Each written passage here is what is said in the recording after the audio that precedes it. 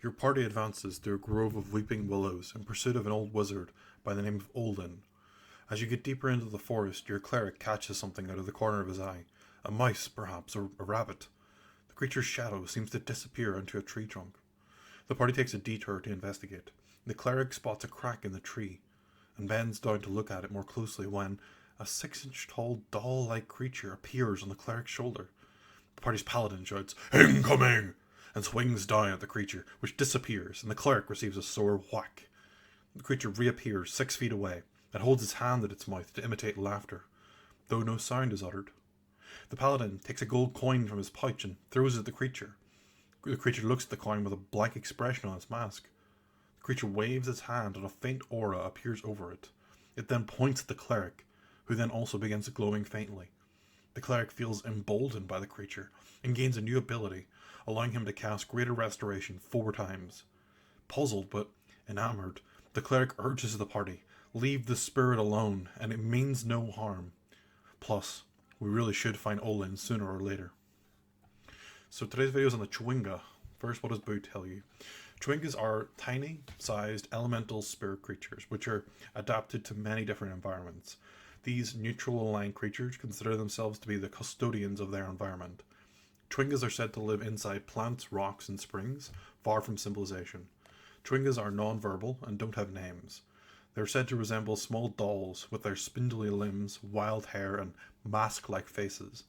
Chwingas are attracted to and puzzled by creatures who wield weapons, cook food, or do other things we would call mundane. The Chwinga may shadow the creature it finds interesting, and occasionally help by casting cantrips like guidance, or bestowing a magical supernatural gift. Boo also gives an insight into Chwingas in wild space, detailing how they can live on rocks or asteroids, but can also stow away on spelljamming ships, or ride around on the back of a space guppy. In addition to the supernatural charms detailed in the Dungeon Master's Guide, Chwingas can, in wild space, bestow 2 new charms, called Charm of Air Bubble or Charm of Instant Tools. Charm of Air Bubbles allows a creature to cast Air Bubble 3 times.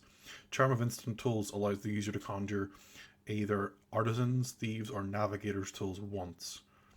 Now, next let's talk about what Boo does not tell you. So, Chwingas are a new creature in 5th edition, but they have been detailed in other books, giving us more information to glean.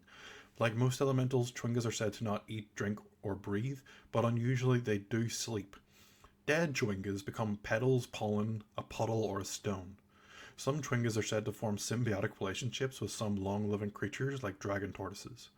Being nature spirits, Chwingas are found in a variety of climates, from the frigid cold of Icewind Dale to the scorching desert of Onarok to the tropical rainforest of Chult. Chwinga masks are said to be as unique as a fingerprint, with no 2 looking the same. The appearance of Chwingas is often foreshadowed by a gentle breeze, the smell of sweet flowers, dancing fireflies, or snowflakes. Chwingas are believed to be indigenous to the peninsula of Chult, and they have migrated to other parts of Toril by hitching rides with travellers, which explains how they ended up in such a variety of places. Some Chwingas in Icewind Dale can be seen riding Arctic foxes or snowshoe hares. So in conclusion, Chwingas are just cute little guys. They're a nice refreshing change of pace as an encounter. They're CR0 monsters with lots of evasion and hiding abilities. This makes them a wondrous encounter which will leave your party wondering why or how such a creature could exist. I kind of like the lack of lore that Chwingas are given. Not knowing where they're from or why they exist adds to the mystery. They really can be in any biome and encountered at any level and still be interesting. Chwingas are limited in that you can only use them so many times before they get stale, but I'd really encourage DM to try including them in at least some part of your campaign. I give Chwingas a 17 out of 20.